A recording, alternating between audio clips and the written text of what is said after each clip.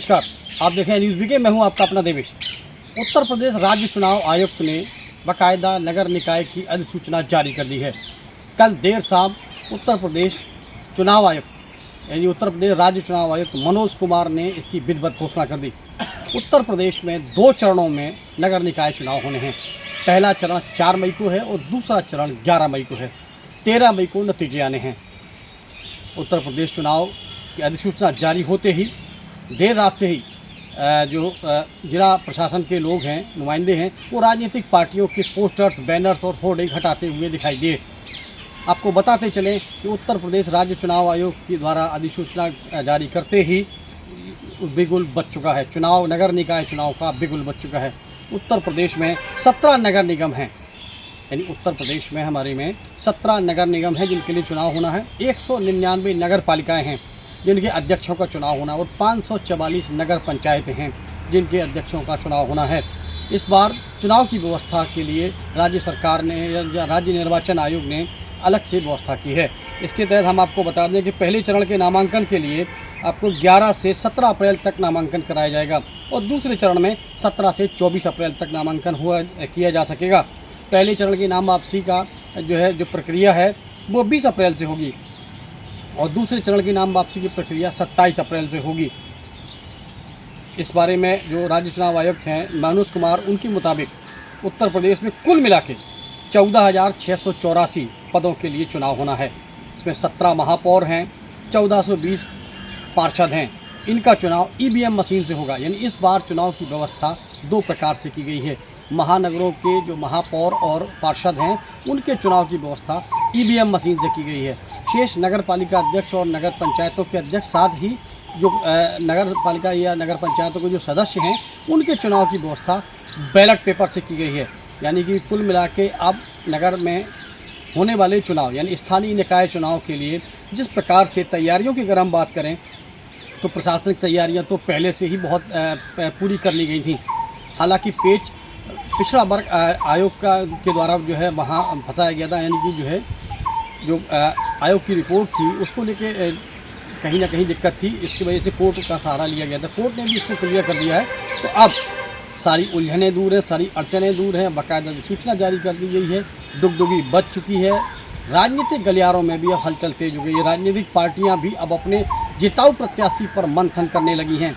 वो भी चाहते हैं कि उनकी जो प्रत्याशी हों, उनकी पार्टी के जो उम्मीदवार हों वो जिताऊ हों, ताकि वो उनकी पार्टी की छवि बढ़ सके। अन्य जो राजनीतिक पार्टियां हैं, चाहे बसपा हो, सपा हो, कांग्रेस हो या अन्य जो क्षेत्रीय पार्टियां हैं, वो भी अपने अपने जिताऊ प्रत्याशियों को खोजने में लग गई हैं।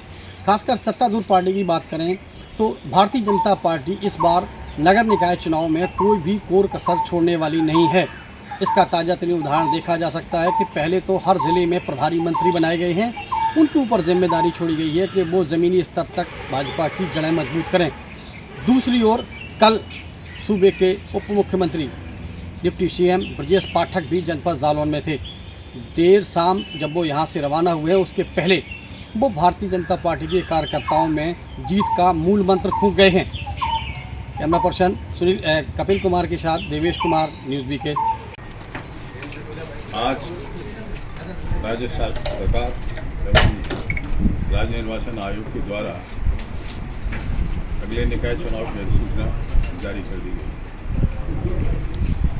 इस अधिसूचना के अनुसार 760 हमारे निकाय हैं, इनके अध्यक्ष एवं सदस्यों की चुनाव के बारे में विस्तृत जानकारी दी गई है। हमारे कुल 17 नगर निगम हैं, 199 नगर पालिकाएँ हैं, 199 नगर पालिकाएँ हैं और 544 नगर पंचायत।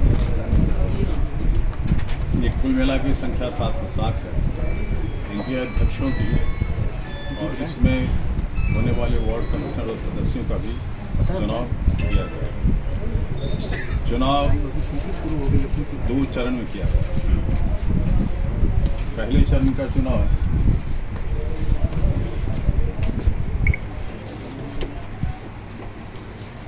पहले चरण के चुनाव का मतदान 4 मई को होगा और दूसरे चरण का मतदान 11 मई को होगा। इसके विस्तृत विवरण अभी आपको मैं देखिए, भारतीय जनता पार्टी के कार्यकर्ता के नाते मैं नगर निकाय के चुनाव के ऐलान का स्वागत करता हूँ।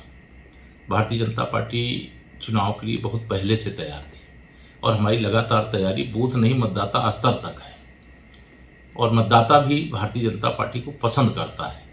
इससे लगातार कोई भी चुनाव हो, भाजपा का कमल खिलाने का काम कर रहे हैं। विपक्ष मुद्दा विहीन है। 2023 के नगर निकाय चुनाव में लोग भाजपा को वोट दे करके, भाजपा का कमल खिला करके ट्रिपल इंजन की सरकार बनाएंगे और 2024 में लोकसभा में ऐतिहासिक विजय दिला करके फिर से माननीय नरेंद्र मोदी जी को देश का प्रधानमंत्री बनाएंगे। भारतीय जनता पार्टी चुनाव के लिए हर समय तैयार थी। खुशी की बात यह है कि 27% जो पिछड़े वर्ग के आरक्षण को लेकर के बहुत साजिश के तहत समाजवादी पार्टी ने विवाद कराया था, उसकी साजिश फेल हो गई। हम 27% पिछड़े वर्ग को आरक्षण देते हुए और प्रदेश के अंदर नगर निकाय चुनाव की घोषणा आज सुन चुके हैं और 2 चरणों में चुनाव होगा ऐसा बताया गया है और भाजपा का एक एक कार्यकर्ता कमर कस करके तैयार है।